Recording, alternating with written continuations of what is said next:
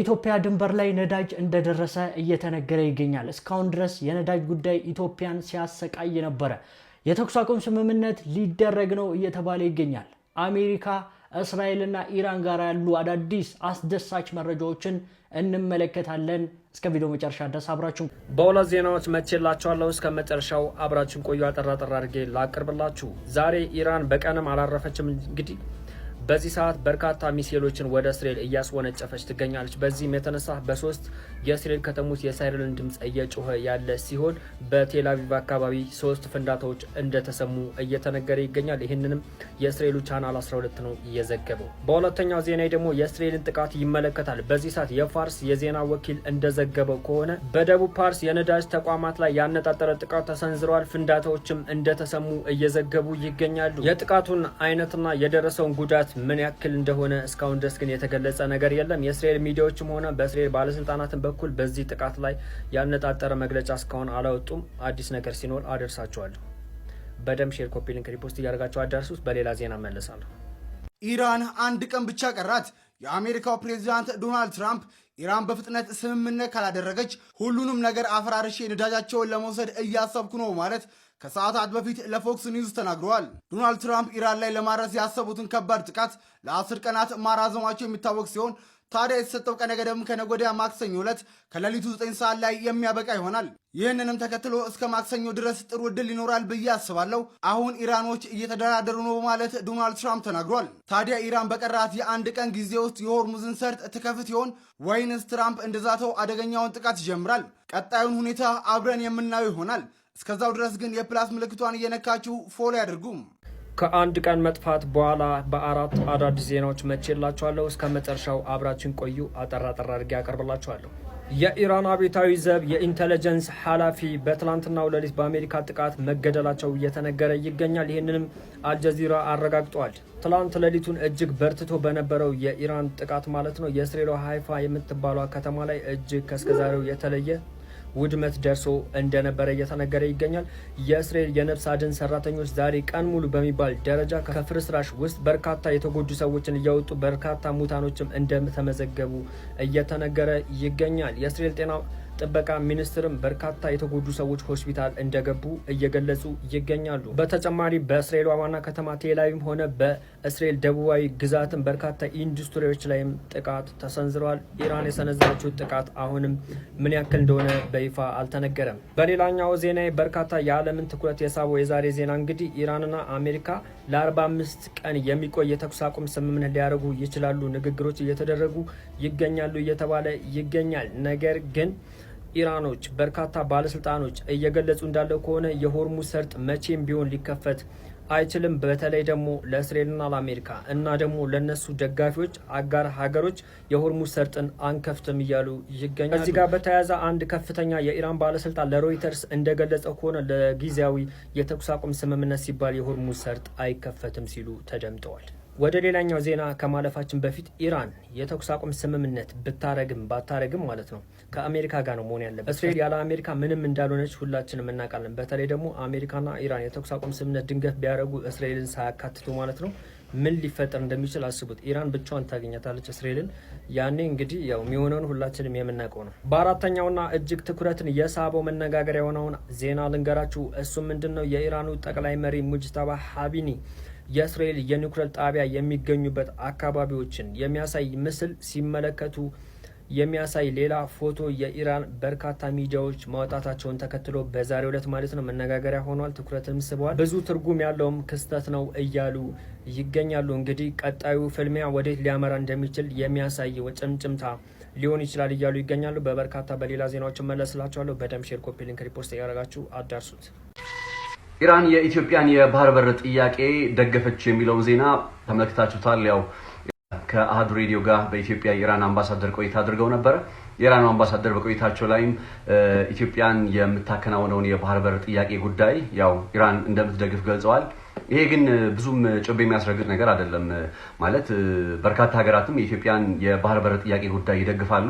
ምክንያቱም በሰላማዊ መንገድ ኢትዮጵያ የባህር በር ጥያቄ የማግኘት ሂደቱን የማይደግፍ ሊኖር የሚችለው የኢትዮጵያ ጠላት የሆነ ሀገር ብቻ ነው እንጂ ከኢትዮጵያ ጋር ዲፕሎማሲያዊ ግንኙነት ያለው ሀገር ሁሉ ሊባል ይችላል። ኦልሞስት እንደው እርግጠኛ ሆኖ 100% እንደዛ ነው ብዬ መናገር ባልችልም፣ ግን ኢትዮጵያ በሰላማዊ መንገድ የባህር በር ጥያቄ ብታቀርብ ያንን ጥያቄ የሚቃወም ሀገር አለ ብዬ አላስብም።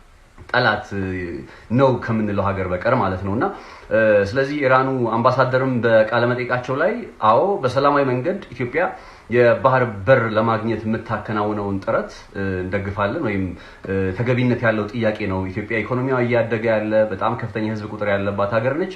ስለዚህ ኢትዮጵያ የባህር በር ጥያቄ ጉዳይን ብታነሳ የሚበረታታ የሚደገፍ ጉዳይ ነው በማለት ነው አስተያየታቸውን የሰጡት እንጂ እንደው የሆነ ተአምር ይመስል ኢትዮጵያን የባህር በር ጥያቄ ኢራን ደገፈች በሚል ነገሩ ሲመጣ ስመለከት ትንሽ ገርሞኝ ስለነበረ ነውና ነገር ግን ብዙ ጊዜ ከግብጽ ጋር የበለጠ ጠንካራ ወዳጅነትን የሚመርጡ ሀገራት ኢትዮጵያ የምታከናውነውን እንዲህ አይነት ሂደት በዝምታ ማለፍ ይመርጣሉ። ለምሳሌ የቱርኩ ፕሬዝዳንት ረሲብ ጣይብ ኤርዶሃን ከዚህ ቀደም በመዲናችን አዲስ አበባ ተገኝተው ከጠቅላይ ሚኒስትር ዶክተር አብይ አህመድ ጎን ቆመው ስለ ኢትዮጵያ የባህር በር ጥያቄና ጉዳይ አንዳች ነገር ሳይናገሩ በዝምታ ማለፍን የመረጡበት አጋጣሚ እንደነበር አይዘነጋም። ይህ ማለት ግን ቱርክም በቃ የኢትዮጵያን የባህር በር ጥያቄ አትደግፍም ወደሚል ድምዳሜ ላይ መሄድ ሳይሆን ነገሩን ስልታዊ በሆነ መንገድ ለመያዝ ያደረጉት ጥረት አንድ አካል ተደርጎ ነው ሊቆጠር የሚገባው። የሚጠበቅ ነገር ነው ብዬ ስለማምን ነው። እንደዚህ አይነት ነገር የሚጠበቅ ነገር ነው። ኢትዮጵያ ከሁሉም ሀገራት ጋር ዲፕሎማሲያዊ ግንኙነቷን በስነ ስርዓቱ በአግባቡ ስልታዊ በሆነ መንገድ የምትቀጥል ከሆነ በርካታ ሀገራት ይህንን የኢትዮጵያ በሰላማዊ መንገድ የባህር በር ለማግኘት የምታከናውነውን ጥረት ሲደግፉ እየተመለከትን ነው። ወደፊትም መመልከታችንን እንቀጥላለን። ፖይንቱ እንዴት አድርገን እናገኘዋለን? በሰላማዊ መንገድ የሚባለው ሂደት የማይሳካልን ከሆነ እንዴት አድርገን ነው ልናገኝ የምንችለው ወደሚለው ነገር ላይ ስንመጣ ያንን አካሄዳችንን የሚደግፉ ሀገራት ሆነው ሲገኙ ነው ልክ እንደዚህ እንዳሆኑ በጣም አዘ ብሬኪንግ እንደ ትልቅ ነገር ሆኖ መቅረብ ያለበት የሚል አተያያለኝ። ሶ ኤክስፔክትድ ነው በሰላማዊ መንገድ የኢትዮጵያን ጥያቄ መደገፋቸው ኤክስፔክትድ ነው፣ ተጠባቂ ጉዳይ ነው ብዬ አምናለሁ። ትራምፕ የኒውክሌር መሳሪያ ማስፈራሪያ ኢራን ላይ መድረሳቸውን ተከትሎ የኢራን የውጭ ጉዳይ ሚኒስትር የመልስ ምት ሰጥተዋል። ትራምፕ ኒውክሌር ያልታጠቁ ህዝቦች እኛን ከተሳፈጡን መጥፎ ነገር ይደርስባቸዋል ብለዋል። የኢራን የውጭ ጉዳይ ሚኒስትር አባስ ለትራምፕ በሰጡት መልስ አዎ ትራምፕ ልክ ነው፣ ዩናይትድ ስቴትስ ብቸኛዋ ንጹሃን ላይ ኒውክሌር የተጠቀመች ሀገር ነች፣ ለዛውም ሁለቴ ብለዋል። ዶናልድ ትራምፕ ዛሬ ለኢራን 48 ሰዓታት ብቻ እንደቀሯት አስታውቋል። በዚህም መጨረሻ ላይ ፕራይስ ቢቱ አላህ ማለታቸው አነጋጋሪ የሆነ ይገኛል። በዚህ ጉዳይ ሀሳባችሁ ምንድነው? ኮሜንት አድርጉልኝ። ፎሎ ማድረግ እንዳትረሱ። የአሜሪካው ፓይለት በኢራን ኃይሎች ቁጥጥር ስር መግባቱን ዘገባዎች እያሳዩ ይገኛሉ። ዶናልድ ትራምፕ ያለምንም ክሳራ ፓይለቱን ማዳናቸውን አስታውቀው ነበረ። ሰፋ ያሉ ዘገባዎች ከተደረጉ በኋላ አሁን ላይ ካተመል አንቢያ ፓይለቱን መያዙን የሚያሳዩ መረጃዎች በሶሻል ሚዲያዎች ላይ የተዘዋወሩ ይገኛሉ። IRGC ፓይለቱን ከ10,000 የፓለስታይን እስረኞች ጋር መቀያየር ፈልጋል። ዘገባው እስካሁን ያልተረጋገጠ ቢሆንም በስፋት እየተዘዋወረ ይገኛል። ለተረጋገጡ መረጃዎች ፎሎ ማድረግ እንዳትረሱ። ዓለምን ያሰጋውና በርካቶችን ያስደነገጠው የፕሬዝዳንት ዶናልድ ትራምፕ ንግግርም ዶናልድ ትራምፕ በኢራን ላይ እጅግ አደገኛና የመጨረሻ የተባለው ማስጠንቀቂያ ሰጥተዋል። ዶናልድ ትራምፕ ኢራንን ሙሉ ለሙሉ ያለምንም ገደብ አወድማታለሁ ሲሉ ተደምጠዋል። የኢራን ጦርነት በሳምንታት ሳይሆን በቀናት ውስጥ ይጠናቀቃል ያሉት ትራምፕ ማስጠንቀቂያው ተፈጻሚ ካልሆነ ግን ያለምንም ገደብ ሙሉ ለሙሉ ኢራንን አወድማለሁ ሲሉ ዝተዋል። ለኢራን የተቀመጠው ቀነ ገደብ እየተቃረበ ነው። ኢራን ስምምነት እንድትፈጽምና የሆርሙዝ ወሽመጥ እንድትከፍት የተሰጣት ጊዜ በምስራቅ አቆጣጠር ማክሰኞ ምሽት 8 ሰዓት PM ላይ ይጠናቀቃል።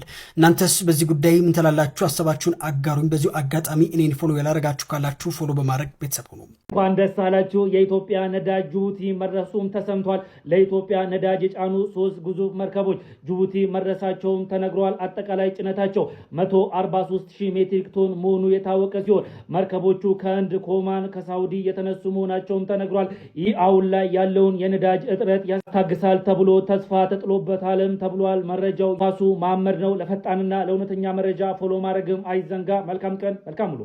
በዚህ ሰዓት ጥሩ መረጃ ተሰምተዋል። አስታራቂ ቡድን እንግዲህ በአሜሪካና በኢራን መካከል ያለውን ጦርነት እስከ መጨረሻው ሊያስቆም የሚችል የ45 ቀን የተኩስ አቁም ስምምነት ላይ እንግዲህ እየተወያዩም ይገኛል። ኢራንም አሜሪካ ዛቻዋን በዚሁ ከቀጠለች አይደለም ሆርሙዝን ጅቡቲ አካባቢ የሚገኘውን የቀይ ባህርን እዘጓለሁ በማለት እንግዲህ ተናግራለች። ጥሩ ዜናና መጥፎ ዜና።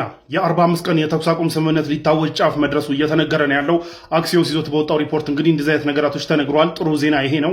ትናንትና እንደነገርኳችሁ ኢራንና አሜሪካ እየተደራደሩ እንደሆነ ነግሬያችሁ ነበረ። በኢራን ፎሬን ሚኒስቴር አባስ እና በአሜሪካ በኩል ደግሞ ጄሬድ ኩሽነርና ስቲቭ ዊትኮቭ እየተደራደሩ ፊት ለፊት አልተገናኙም። ቴክስት ሜሴጅ እየተላላኩ ነበር፣ ኢሞጂ እየተላላኩ እንደነበረ ነግሬያችሁ ነበረ። መሀል ላይ አደራዳሪዎች አሉ። የቱርኩ ፎሬን ሚኒስትር ሀካም ፊዳን፣ የግብፁ ፎሬን ሚኒስትር በድር አብዱልዓጢ እንዲሁም የፓኪስታን እነዚህ ሶስቱ ፎሬን ሚኒስትሮች መሀል ላይ ሆነው ነው እንግዲህ እያደራደሯቸው ያሉት። ናው አሜሪካ በተደጋጋሚ ፖይንቶች መደራደሪያ ፖይንቶች ስትልክ ነበረ ለኢራን። ኢራን ደግሞ እነዛን ሪጀክት ስታደርግ ቆይታለች እስካሁን። አሁን እየተደረገ ያለው ድርድር ግን ለ45 ቀን ሁለት ፌዝ ኦር ሁለት ደረጃ ያለው ድርድር ነው አሁን ለመካሄድ እየተሞከረ ያለው። በጣም ባለችው ዴድላይን በጣም ትንሽ መሆኗን ተከትሎ እንግዲህ በነዛ ፖይንቶች መደራደር የማይቻል መሆኑን ተከትሎ አትሊስት ተኩስ አቁም ስምምነት እናድርግ የሚል ፕሮፖዛል ቀርበው እንግዲህ በዛ ጉዳይ እየተወያዩ እንደሆነ ታውቋል። ይቺ 45 ቀን የተኩስ አቁም ስምምነት የሚደረግ ከሆነ በዛ 45 ቀን ውስጥ ደግሞ እንደገና ጦርነቱን ፐርማነንትሊ ወጥ በሆነ መልኩ ለማቆም ደግሞ በዛ 45 ቀን ውስጥ የመደራደር ሂደቶች እንዲካሄዱ አትሊስት መጀመሪያ 45 ቀን የተኩስ አቁም ስምምነት እናድርግ የሚለው ላይ ለመስማማት ጫፍ መድረሳቸው እየተነገረ ነው ያለው። ያ ሀፕን የሚያደርግ ከሆነ አትሊስት ለ45 ቀናት እንግዲህ ሴፍ ነገራቶች ይኖራሉ። ምክንያቱም ዶናልድ ትራምፕ እብድ ናቸውና ያንን የዛቱትን ነገር የሚያደርጉ ከሆነ ኢራን ደግሞ አጸፋውን የምትመልስ ከሆነ ለመላው ዓለም ለሁላችንም ዲዛስተር ነው። ይህንን ተከትሎ እንግዲህ ያ ሀፕን እንዳያደርግ አትሊስት 45 ቀኑን የተኩስ አቁም ስምምነት ተደርጎ ከዛ በኋላ ዋና ነገሮች ላይ ከዛ በኋላ እንደራደር የሚል ነገር ተነስቷል። this is the good news. now the bad news ደግሞ ምን መሰላችሁ? በዚህ 45 ቀን ውስጥ ኢራን ሆርሙዝ ልትከፍት የምትችልበት ፕሮባቢሊቲ ትንሽ ነው የተባለው። ምክንያቱም በዚህ 45 ቀን ውስጥ ለሚካሄዱ ዋና ድርድሮች በዋና ፖይንቶች ለምሳሌ የኢራን ኒውክሌር ፕሮግራም፣ የኢራን ባሊስቲክ ሚሳይል ፕሮግራም ምናምን የመሳሰሉ ነገራቶች ላይ ለመደራደር እና በደንብ አቅም ይዞ ለመታየት እንግዲህ ኢራን የምትጠቀመው ሆርሙዝ ሰርጠን ነው። ሆርሙዝን መዝጋቷ ድርድሩ ላይ ባርጌኒንግ ቺፕ ነው፣ ለመከራከር እዛ ሀያል ሆኖ ለመታየት የሚጠቅማት አንድ ነገር መሆኑን ተከትሎ ሆርሙዝን ፐርማነንት ሊከፍት የምችልበት ፕሮባቢሊቲ በጣም ትንሽ ነው። ከአሜሪካ ጋር በዚህ 45 ቀን ውስጥ ዲል ላይ ሳትደርስ የምትከፍትበት ፕሮባቢሊቲ ትንሽ ነው እየተባለ ነው ያለው። this is the bad news። ግን እዚሁ ባድ ኒውስ ላይ ደግሞ የሆነ ጉድ ኒውስ አለ። ምንድነው እሱ? ይህ ፐርማነንትሊ ባትከፍቶም ግን አትሊስት እዛ ሆርሙዝ መዘጋቱን ተከትሎ ፐርሺያን ገልፍ ላይ ስታክ አድርጎ የቀሩ 400 አካባቢ የሚሆኑ መርከቦች አሉ። እነሱ መርከቦች አትሊስት እንዲያልፉ ልትፈቅድ ትችላለች እና ፐርማነንትሊ ባትከፍቶም ግን እነዛ መርከቦች አትሊስት ስትራንድድ ሆነው ለአንድ ወር እዛ ቆመዋል። እነሱ እንዲያልፉ ልትፈቅድ ትችላለች። በጣም በሺዎች የሚቆጠሩ ሴለሮች ናቸው፣ መርከበኞች ናቸው እነዚህ መርከቦች ላይ ስታክ አድርገው ያሉት እና እነሱ ልትፈቅድ ትችላለች የሚል ነገር አለ። ይህ ጥሩ ኒውስ ነው። በተለይ ለእኛ የኢትዮጵያ መንግስት እንዳሳወቀው እንደምታውቁት 120 ሚሊዮን ሊትር የሚሆነው ናፍጣና 60 ሚሊዮን ሊትር የአውሮፕላን ነዳጅ ስታክ አድርጎ ቀርቶብናል እዛ 3 መርከቦች። ፓርሻሊ እንኳን ብትከፍቶና እነዚህ መርከቦች ቢያልፉ እኛ ጋር መጥቶ የሆነ በተወሰነ መልኩ የተወሰነ እፎይታ ሊሰጥ ይችላል ተብሎ ይጠበቃል። ባድ ኒውሱ ራሱ ጉድ ኒውስ አለው። ይህ ነው ጉድ ኒውሱ። ለማንኛውም ጉድ ኒውስ 45 ቀን የተኩስ አቁም ስምምነት ለማድረግ ጫፍ ደርሰዋል። ኤንድ ደ ባድ ኒውስ ግን በዚህ 45 ቀን ውስጥ ሙሉ ለሙሉ ሆርሙዝ ሊከፈት የሚችልበት ፕሮባቢሊቲ ትንሽ ነው። የባድ ኒውሱ ጉድ ኒውስ ግን ፓርሻሊ ሊከፍት ትችላለች። እኛ ስትራንድድ ያደርጉብን እዛ ስትራንድድ ሆነው የቆሙ 3 ነዳጅ ጫኝ መርከቦች መጥተው የተወሰነ ፎይታ ሊሰጡን ይችላሉ። ምን ሀፕን ያደርጋል በዚህ ቀን? ዛሬ ሙሉ ቀን ነው በደንብ እየተጠበቀ ያለው ሰው እግስ ዌል ሲ ሰበር የኢትዮጵያ ነዳጅ ጫኑ 3 ግዙፍ ነዳጅ ጫኝ መርከቦች ጅቡቲ መድረሳቸው ታውቋል። ካፒታል ይዞት በወጣው ዘገባ እንግዲህ እነዚህ 3 ነዳጅ ጫኝ መርከቦች 143,000 ሜትሪክ ቶን ወይም ደግሞ 143 ሚሊዮን ሊትር የሚሆን ነዳጅ ይዘው ጅቡቲ መድረሳቸው ታውቋል። ከዛ ውስጥ 70 ሚሊዮን ሊትሩ ናፍጣ ነው የተባለው። 73 ሚሊዮን የሚሆነው ደግሞ የጄት ፉል ነው የአውሮፕላን ነዳጅ ነው የተባለው። ለማንኛውም እንግዲህ የመጀመሪያዋ ኤል ቤትሮሊያ የምትባል ነዳጅ ጫኝ መርከብ ስትሆን እሷ ደግሞ ከህንድ ተነስታ ነው በማርች 28 ላይ ጅቡቲ የደረሰችው። ሁለተኛው መርከብ ብሬቭ የሚባል መርከብ ሲሆን እሱ ደግሞ ከኦማን ተነስቶ እንግዲህ ጅቡቲ ደርሷል ማለት ነው። ሶስተኛው መርከብ ደግሞ አንዲያሞ የምትባል መርከብ ስትሆን እሷ ከሳውዲ አረቢያ ተነስታ ጅቡቲ እንደደረሰች ነው የታወቀው። የመጀመሪያው ኤል ቤትሮሊያ ማርች 28 ላይ ስትገባ፣ ብሬቭ የምትባለው ማርች 30 ላይ፣ አንዲያሞ ደግሞ ማርች 31 ላይ። በእነዚህ 3 ቀናቶች እንግዲህ 3 መርከቦች ጅቡቲ መድረሳቸው ታውቋል። እነዚህ መርከቦች የጫኑት ነዳጅ እንግዲህ በጣም በተወሰነ መልኩ በደንብ የተወሰነ እፎይታ ይሰጣል ተብሎ ይጠበቃል። በተለይ ዚስ ዊክ የበዓል ቀን ነው። በጣም ትራንስፖርቶች ያስፈልጋሉ። ኢቨን ለበዓል የሚመጡ ሸቀጦች እንዳይንቀሳቀሱ የተቸገሩበት አንደኛው ምክንያት የነዳጅ እጥረት እንደሆነ ታውቃላችሁ። አይነ ደግሞ የግብርና ምርቶች ኢትዮጵያውያን ታውቃላችሁ፣ ሽንኩርት፣ ቲማቲም ምናምን ስታፍ ኤቭሪቲንግ እንጠቀማልና እነሱ በበቂ ሁኔታ አቅርቦት እንዲኖር ትራንስፖርቴሽን ግድ ነው። ያንን ተከትሎ ለዛ የሚደርሱ ከሆነ ትራንስፖርት ተደርገው ለዛ የሚደርሱ ከሆነ የተወሰነ እፎይታ ይፈጥራሉ ተብሎ ይጠበቃል። ለማንኛውም እነዚህ 3 መርከቦች እንግዲህ ከቀናት በፊት በፊት የኢትዮጵያ መንግስት ፐርሺያን ገልፍ ላይ ስታክ አድርጎብኛል ያላቸው ይሁኑ ወይስ ሌሎች ያ ስታክ ስላደረገ ሌላ በሌላ መንገድ የተገዙ እንደሆነ ግልጽ የተደረገ ነገር ባይኖርም ግን እነዚህ 3 መርከቦች እንግዲህ ነዳጅ ጭነው ጅቡቲ ደርሰዋል። በሚመጡት ቀናት እፎይታ ይሰጡናል ተብሎ ይጠበቃል ማለት ነው። በዚህ ጦርነት አሜሪካና እስራኤል የሰሩትን የካልኩሌሽን ስህተት በተመለከተ ፎሪን ፖሊሲ ዘገባ ይዞ ወጥቷል። ዘገባው ምንድን ነው የሚለው? አሜሪካ ከኢራን ታሪክ የጂኦግራፊ ከፍተኛ ኃይል ገና አልተማረችም ይላል። ይህን ንግግር የጠቀሱት የሞጅታባ ካማኒ አማካሪ የሆኑት አሊ አክባር ቬላቲ የተናገሩትን ንግግር ነው። እኚህ ሰው እንደተናገሩት ከሆነም ምን ያህል እንግዲህ የጂኦግራፊ አቀማመጥ በተለይም ኢራንን በጦርነት ሲጠቅማት እንደነበር ያሳያል። አሁን ደግሞ የሆርሙዝን የባህር ዳርቻ ከዘጋች በኋላም በቦታ ላይ የሚደረገው የንግድ እንቅስቃሴ የዓለምን ኢኮኖሚ በመያዝ ዓለምን ምን ያህል ኢራን እየቀጣች እንዳለ ይሄ ማሳያ ነው። ሌላው የጦርነትን አቅም ዝቅ አድርጎ መመልከት ሌላኛው ስህተት ሲሆን ኢራን ገና የጦር አቅሟን 50 በመቶ እንኳን እንዳልተጠቀመች የሲኤንኤንን ዘገባ ያጣቅሳል። ዛሬ ማለዳ እንኳን ሰኞም በእስራኤል በፈጸመችው የሚሳኤል ጥቃት 2 ሰዎች ሲገደሉ 2 ሰዎች እስካሁን የደረሱበት አልታወቀም። 4 ሰዎች ደግሞ ቆስለዋል። ይህ በሃይፋ የደረሰ ጥቃት ነው። ከኢራን በተጨማሪ የሊባኖሱ ሂዝቦላም በዚህ ጦርነት ውስጥ ያለው አቅም ሌላኛው ማሳያ ነው። ይኸው ቡድን ታዲያም ሰሜናዊ እስራኤልን በሮኬት ቢመታ ነው የሚል የተሳሳተ ግንዛቤ ነበረም። አሁን ግን እስከ ማዕከላዊ እስራኤል ድረስ ጥቃት እየፈጸመ መምጣቱ ሌላኛው ማሳያ ነው። የሁቲ አቅም ደግሞ ሌላ የሚነሳ ሲሆን በዚህ ጦርነት ውስጥ ስትራቴጂካል የሆነ አካል ነው። ታዲያም የቀይ ባህርን ልክ ባለፈው በጋዛ ወቅት እስራኤል በፈጸመችው ጥቃት ቀይ ባህርን ሲዘጋ 12 በመቶ የዓለም ንግድ ስጋት ውስጥ ጥሎ ነበረም። ይህም ይሆን ከሆነ ጦርነቱ እየተባባሰ እንደሚሄድ ማሳያ ነው። በነገራችን ላይ አሜሪካና እስራኤልም በኢራን ላይ የሚፈጽሙት ጥቃት ተጠናክሮ ቀጥሏል። ጋሽ ትራምፕ ከሙድ ስዊንጋቸው ትንሽ ረጋ ብለዋል። አሁን በረድ ብሎላቸዋል። በረድ ካለላቸው በኋላ ለአክሲዮስ በሰጡት ኢንተርቪው ከኢራን ጋር ድርድሮች እየተካሄዱ እንደሆነ ጠቁመዋል። ጋሽ ትራምፕ ቅድም ምን አይነት ፉከራ እንደፎከሩ ነግሬያችሁ ነበር አይደለ? እንደዛ ፎከረው ሲያበቁ እንግዲህ ተረጋግተዋል። ወይ ድርድር እየተካሄደ ስለሆነ እስኪ ዝም ብዬ ልፎክር ብለው ይሁን የፎከሩት የታወቀ ነገር ባይኖርም ብቻ ግን ለአክሲዮስ በሰጡት ኢንተርቪው እንግዲህ ድርድሮች እየተካሄዱ እንደሆነ ጠቁመዋል። አክሲዮስ ይዞት በወጣው ዘገባ እንግዲህ የኢራኑ ፎሬን ሚኒስቴር አባስ እና በአሜሪካ በኩል ደግሞ ጄሬድ ኩሽነርና ስቲቭ ዊትኮቭ ድርድር እያካሄዱ እንደሆነ ተነግሯል። ናው ድርድሩ እየተካሄደ ያለው ባይ ዘ ወይ በቴክስት ሜሴጅ ነው። ፊት ለፊት ተገናኝተው ሳይሆን ቴክስት ነው እየተላላኩ ያሉት which is funny። ለማንኛውም የሶስት አደራዳሪዎች አሉ፣ ሜዲተሮች አሉ መካከል ላይ የግብፁ ፎሬን ሚኒስትር በድር አብዱልዓጢ ያለ፣ የቱርኩ ሐካም ፊዳን እና እንዲሁም የፓኪስታኑ ፎሬን ሚኒስትር። እነዚህ ሶስቱ ናቸው ሜዲት እያደረጉ ያሉት፣ መሀል ላይ ሆነው እያደራደሩ ያሉት። እነዚህ አባስ እና እንግዲህ የአሜሪካዎቹ ተደራዳሪዎች በፊት ለፊት ተገናኝተው ሳይሆን እንደነገርኳችሁ በቴክስት ሜሴጅ ነው ድርድር እየተካሄደ ያለው። ናው ድርድሩ እየተካሄደ ያለው በኢራን በኩል ያሉትን ዲማንዶችና እንዲሁም በአሜሪካ ፕሬዘንት የተደረጉትን ዲማንዶች በዛ ጉዳይ ሳይሆን እየተካሄደ ያለው በዛ ጉዳይ ተገናኝቶ ለመደራደር እንዲስማሙና ኮንፊደንስ እንዲገነቡ ነው። አሁን እቺ የቴክስት ሜሴጅ ልውውጥ እየተደረገች ያለችው ሶ እነዛ ፖይንቶች ነው። ይሄን ፖይንት እንቀበላለን ይሄን አንቀበል የሚሉ ነገራቶች ሳይሆን ወደዛ ለመምጣትና ኢስላማባድ ላይ ተገናኝቶ ለመደራደር ኮንፊደንስ እንዲገነቡ መሀል ላይ ኮንፊደንስ እንዲገነባ፣ ምክንያቱም ጦርነት ላይ የነበሩት ሰው መተማመን ይጠይቃል። ተገናኝቶ ለማውራት ራሱ ያ ኮንፊደንስ እንዲገነባ እንግዲህ በሜዲተሮች በኩል በተደረገው ጥረት ምክንያት እንግዲህ አባስና እነዚህ ሰዎች በቴክስት እያወሩ ነው የተባለው። ኢሞጂ ምናምን እየተላላኩ ነው። ሶ በዛ ምክንያት እንግዲህ ዶናልድ ትራምፕ ለ24 ሰዓት አራዝመውታል። ባይ ዘ ወይ ማክሰኞ ያሉትንም በ24 ሰዓት ማራዘማቸው እየተነገረን ያለው። ለማንኛውም ይህ ኢትስ አ ጉድ ኒውስ። ዶናልድ ትራምፕ እንደዛቱት ያንን ስቱፒድ ስታፍ የሚያደርጉ ከሆነ ኢራኖችም እንደዛቱት ደግሞ አጸፈውን መልሰው ሚድልስትን በሙሉ ወደ ስቶን ኤጅ የሚመልሱት ከሆነ ኤቭሪባዲ ዊል ጎ ባክ ቱ ስቶን ኤጅ ቢኮዝ ነዳጅ ምናምን የሚባል ነገር ይናፍቃል ከዛ በኋላ እነዚህ ፋሲሊቲዎች ከወደሙ ማለት ነው። ስለዚህ ዚስ ኢዝ አ ጉድ ኒውስ ፎር ኤቭሪባዲ፣ ለሁላችንም ጥሩ ኒውስ ነው። ጸዴ ኢሞጂ እንዲላላኩ እንግዲህ እኛ ዱዓ ማድረግ ነው ከኛ የሚጠር እንዲመጡ ማለት ነው። ሶ አይ ገስ ዊ ዊል ሲ።